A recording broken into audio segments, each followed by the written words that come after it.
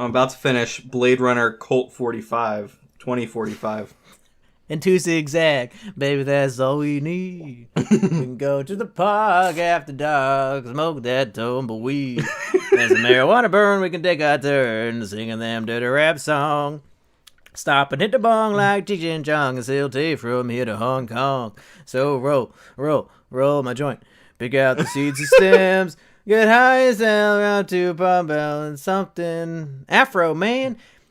Hey everybody, welcome to Is It Kino, another very special episode. I am Monkey Jones. And hello? I just finished a 40. Oh, perfect. We're both lively and ready to talk about a movie that, I'll just say right now, it's not Kino. You can stop watching. It's not fucking Kino. You got your answer, fuckers.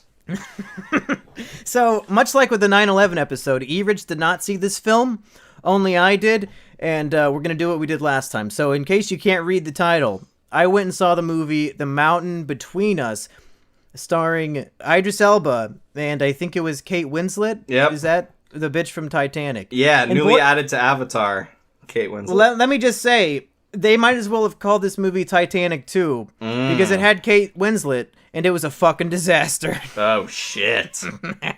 So, Monkey, I think we've talked about this before. When I saw the trailer for this movie, I thought this could be really good or it could be really shit. And it looks like when you get an actor who is so respected like Idris Elba, it could go either way. And unfortunately, he's had some bad luck this year. He's been in now 2 movies that we've considered to not be Kino. Yeah. So Idris, I don't know how much they're paying you, but you need to step up your game, buddy. Refresh my memory. What was the other shitty Idris Elba movie fucking you saw? The Dark Tower. Oh, yeah. See? That's how shitty it was. I forgot about its existence entirely. Yeah. Well, for those of you who have not seen the trailers, The Mountain Between Us promises to be a film about survival. These 2 strangers, Idris Elba and Kate Winslet, are on a little plane trying to go to a destination, and then it crashes in the mountains. And then they're, like, trapped up in the mountains, and, like, Kate Winslet has her leg fucking broken, and then it's like, oh, are they gonna die? Oh, boy. E-Rich, let me ask you a question. Yeah. What would you guess the genre of this film is? Survival romance, which is kind of like a mashup of those 2 genres. Yeah, it's romantic comedy. Fuck, what? That takes place on a mountain. They lied to me. Yeah. The trailer was a lie. The thing is, E-Rich, I agree. I do get irritated when trailers are a lie, but I try not to hold that against the movie, because like the movie's not responsible for how the trailer house cuts it. True. But even that being said, the movie's fucking terrible. And they didn't know what they wanted the movie to be, because it doesn't know whether or not to take itself seriously as a survival film. So like they throw in all this really awkward, misplaced humor. I can understand characters being funny. Like it's fine if characters can be funny in a grim situation. Yeah. But the movie itself is trying to be funny, and we're gonna go into. You wrote down a list of predictions, so I hope I'm not spoiling any of these. But the one thing that just it gave me the impression that this movie was made by maybe idiots. You know that cliche in children's films, like, you know, your Air Buds, your Snow Buddies, all those movies with dogs, where something kind of silly or embarrassing will happen, and then it shows the dog, and the dog is like moving its head or like pouting down, and they have like that little dog whimper sound effect over it, like the dog's reacting to what happened. That's the entire movie. There's a dog, and like in a children's movie, the dog is comically, with a dog squeak, reacting to everything that fucking happens. Fuck.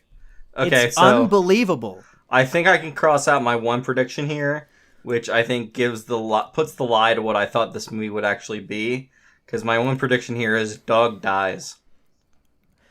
No, the dog survives to the end. Fuck. All right. And for some reason, my theater was full. I was the only person under the age of 40 in my theater. It was all old people. It was a mixture of elderly white women and then elderly black couples. And And people give, I've gone on this rant before, but people give like teenagers shit for being loud in the movie theater. But there's no group louder than elderly people, whether it's their fucking phone going off, or they're like just talking to each other over the movie, and I can't judge the movie based on how my audience reacted, but it's so much both ruined and enhanced the experience.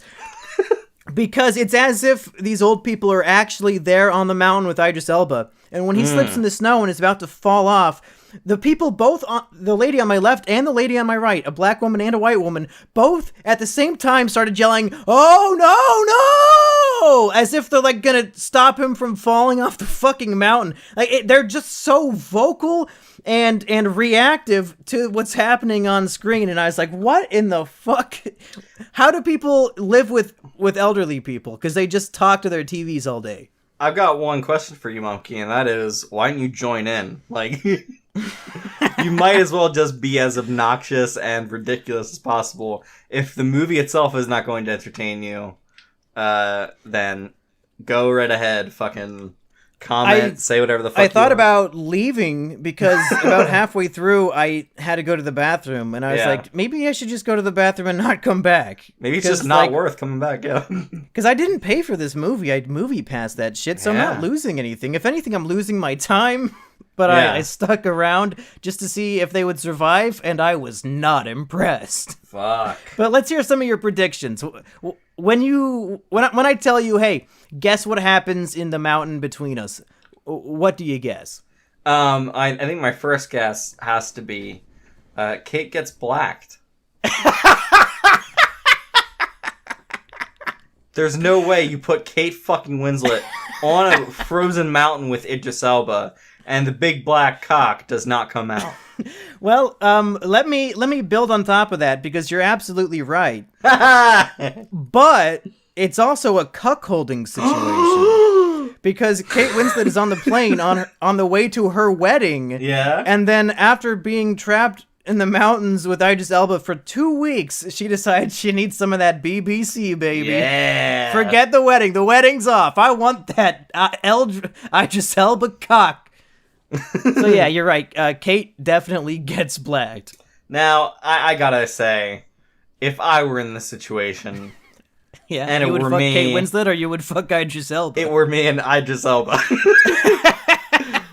I would take the big black cock. No, but I mean, how can you not? It's Idris Elba. Like he was in the Dark Tower. You gotta make him feel better. Mad respect. That's Stacker Pentecost, man. Sure. Fucking alright, so my next prediction, which kind of goes alongside the first one, they separate at the end of the movie and go back to their own lives, but with a bond stronger than even a big black cock. Do they separate at the end? Did you secretly see this movie? I did not. So, yeah, they go back to their lives. She goes back to her fiancé. And then they decide that they can't be apart, and then the movie ends. The movie ends with them running into each other's arms, and then it's like, right before they embrace for a hug, it fucking cuts to black. Like, oh my god, it's terrible. God. Fuck me. Yeah, it's worse than I imagined. You're 2 for 2 so far. Let's keep it rolling. Okay, my third one is dog dies, which we. Oh, no. However, that dog has to die sometime. Yeah, he will die at some point, so... I am technically correct. No. Just doesn't happen in the film. Yeah, alright. Kate falls in the ice. Now, I did have this from the trailer, but I added this part, and is revived by a pounding. So, maybe not a pounding, but I'm sure the body heat, we have to snuggle together, was used. After she fell through. Actually, right before she falls in the ice, he finds an abandoned cabin with a fireplace. What? And then he warms her up in the fire. What? Yeah. Okay, so my idea of this movie, I should just say about what I thought this movie would be, is that it is not going to be like The Grey, but it is going to be a couple notches below The Grey. It is going to be a survival movie with them in a mountain. So wait, from the trailer, I know that her leg gets broken or some shit?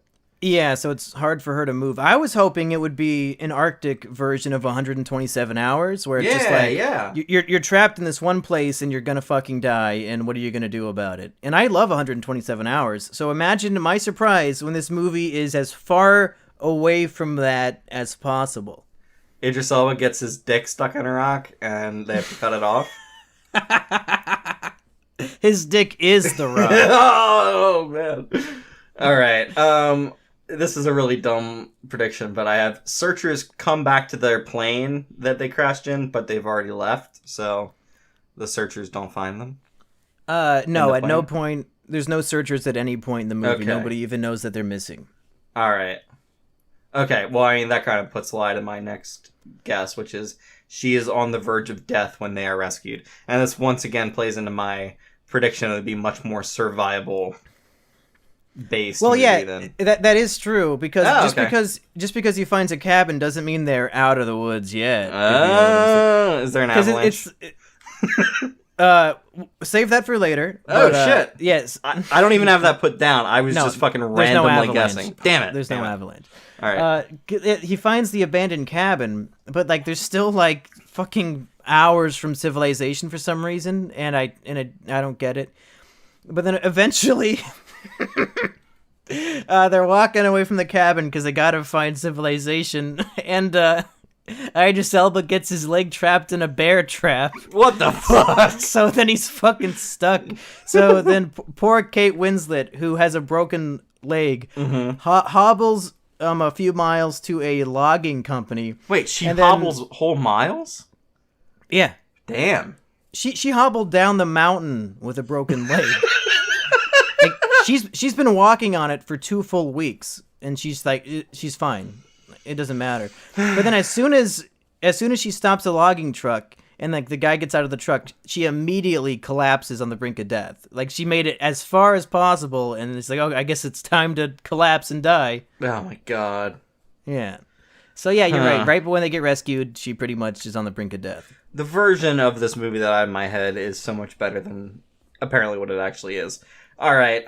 Next prediction, which is just really generic. The actors are good, but they are stuck in a shit movie. Oh my god.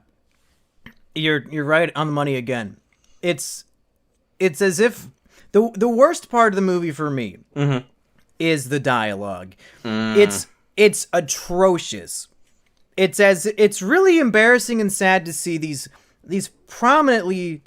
famous actors who are very talented in other things being forced to work with dialogue that feels like it was written by a 17-year-old, like an aspiring screenwriter.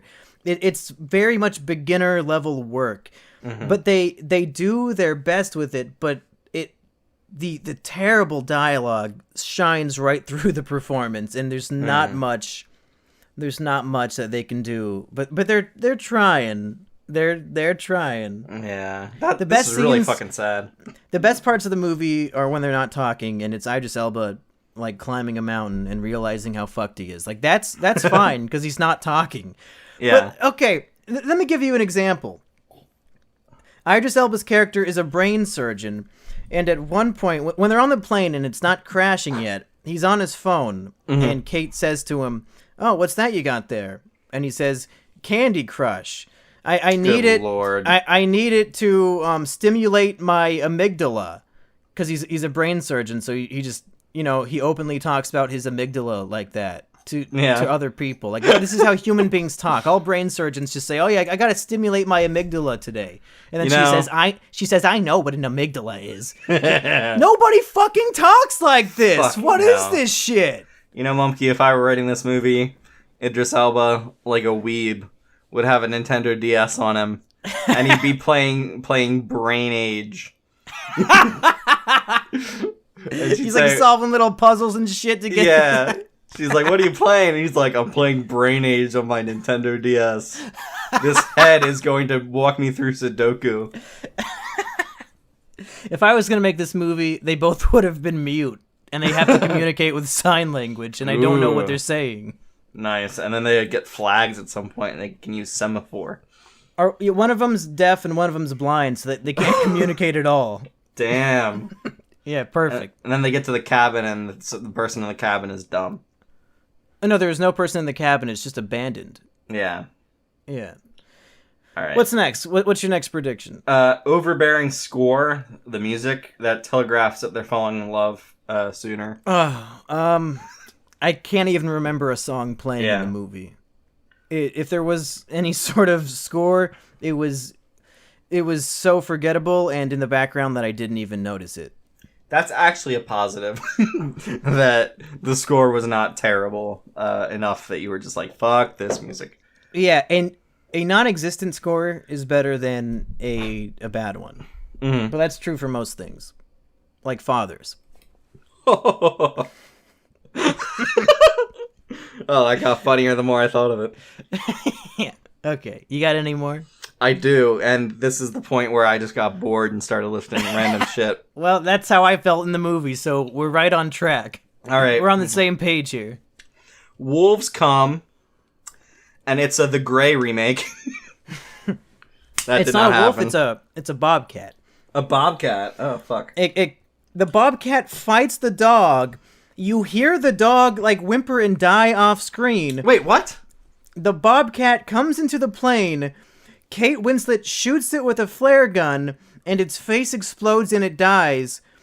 And then the dog walks in, and he's perfectly fine, and there's no blood. At all. It's as if he didn't fight the bobcat. They don't explain it at all. What the fuck? That is manipulative as fuck. Yeah. That's shit. Kill the dog. And did I mention, with the old people audience, that every single time the dog was on screen, whether it was doing its stupid cutesy thing or not, every time the dog was on screen, no, they were laughing. What? They thought it was the funniest fucking thing. Like, just the dog with, like, a normal dog face walking through the snow. They were fucking cracking up laughing. Like, it was the funniest shit. This dog was what George Lucas wanted Jar Jar Binks to be. Just a laugh a second. Every time he's on screen, you can't hold back that chuckle. Are these old people senile? How old were they? They had to have been. They were crazy. The way that they were behaving during the movie with all this laughter and talking to the screen, I think I was in like some retirement home wanted to take all their senile patients out for a night on the town, and they took them to go see the mountain between us. Mm-hmm. Oh my god. Just avoid, like, basically, if you see the retirement home van there unloading senior citizens to see a movie, stay away. Just do not go in. Just go download it at home. Exactly. That's easier. Obviously, I was getting really fucking drunk while I was writing this. Oh, perfect. Evian bottle-sized dick is bigger than Big Black Cock, which is... it ties into my The Grey remake comment. Because supposedly Liam Neeson's penis is massive. He's not in this movie. Yeah, but he was in The Grey. So that's where my brain was when I was writing this. Man, you did not want to get a perfect score when you wrote I did not. And my most prescient comment I saved for last, and that is, I should be watching Nathan For You right now. Fuck. Oh, yeah, you should. I'm drunk. Yeah, I watched the new Nathan For You this morning. And you should watch the new Orville, too, you fuck. Oh, fuck. Yeah. Was it the one with the taxi cab guy again? No, it had the wrong title on it. Because, yeah, I watched it and it said, like, Taxi Guy versus Uber, but then it was the Chili episode. Oh, shit. Okay, so the taxi cab one is the one I saw at the live Nathan For You show. So I just thought that maybe I didn't need to watch that again, but apparently it's a different one. Cool. Yeah, for some reason, WatchSeries.do had the wrong episode title on it. But it's a great episode. All right.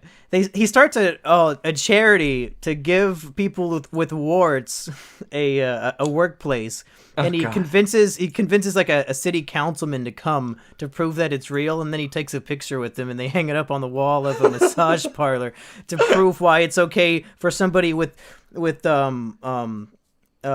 it called when you can give a disease to somebody? I'm blanking on Communicable. Yeah, like somebody who will give you warts if they touch you. Like this city councilman is why it's okay for him to give you a massage at our massage party. God, it's a great episode. And then that's also incredible.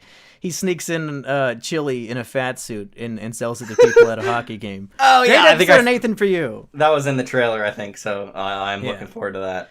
So let me say, to wrap up this Is It Kino episode, this movie, and I've seen a lot of stinkers this year. We saw 9/11. We saw the Emoji Movie. Like, movies that are by no means good except for, like, 4-year-old kids and people who like Charlie Sheen. This movie, I will say, your grandma will probably love it because all the old people I saw with were just having the time of their lives. It's like they were the definition of what I consider to be a normie audience. That they're deriving so much pleasure from just the most base shit on the screen. But they're not 4-year-old kids. They're 64-year-old kids. The movie has no redeeming qualities, no redeeming values whatsoever for somebody who isn't retirement age, I'll say. It's not so bad that you have to see it and enjoy it. It's not boring, it's not entertaining, it's not exciting. It's a nothing of a movie. And it's bizarre in the clashes of different genres that it's trying to be, and it doesn't know if it wants to take itself seriously. I feel like one guy wrote a survival mountain story and one guy wrote a romantic comedy, and they said, hey, just fucking throw those scripts together. Who cares? They like hollowed out the survival story, stuck the romance in between the like guts of the survival story. Yeah. And just said, that's our movie. Yeah, so it's not good as a survival movie or as a romantic comedy. It fails on both parts. So I would highly recommend you don't watch the movie. Even if you're morbidly curious, it's not worth your time. Even if you have a movie pass, it's not worth your time. I mean, I'm not going to stop you from seeing it, but just know what the monkey said. It's go watch the Emoji Movie before you watch this shit. It sounds like you could find just find a dog. Just find any dog. It's the best part of the movie. And then bring that dog to a retirement home, and just watch those old people laugh their asses off at the dog. Holy shit! They're gonna think it's the funniest shit they ever seen. It's a fucking dog just sitting there. He's not even fucking playing tennis or some shit. He's not doing anything. Sometimes he was just laying down in the snow looking sad, and they were fucking laughing. This dog's not even fucking Beethoven. Beethoven. To God. Dog's not even Air playing Bud. piano, dude. Yeah. Yeah, what's going on? He's not even a rapping kangaroo. What the fuck is going on? He's not even Marley and Me. He's not Marmaduke. Marmaduke? He's not even Garfield. Marmaduke. He's not the alien from Flintstones. My Favorite Martian. 4. Yeah. Wait, Flintstones? Yeah. Fuck. Why do I know the fucking alien, but yeah. I don't remember. Kazoo. His name's Kazoo. Ah, yeah. I am the great Kazoo. Okay, everybody, I've had enough. Anything else you want to say about this movie you didn't see, E-Rich? Fuck the mountain. Oh, and let me say that the title is a lie. At no point in the film is a mountain between anybody. They're together the whole time. The mountain is never between them. So the title, The Mountain Between Us, doesn't make any sense ever in the film. Ever. Not even as a metaphor. Never. So, Monkey, would you say that this is a feature-length blacked movie? If Blacked wanted to pitch in and make an actual film, this is the plot. I think they just cut out one scene. One very key scene. One very Kino scene. That's enough. There's no reason why this review should be longer than the Blade Runner one, but it already is. So let's cut it at the knees right here.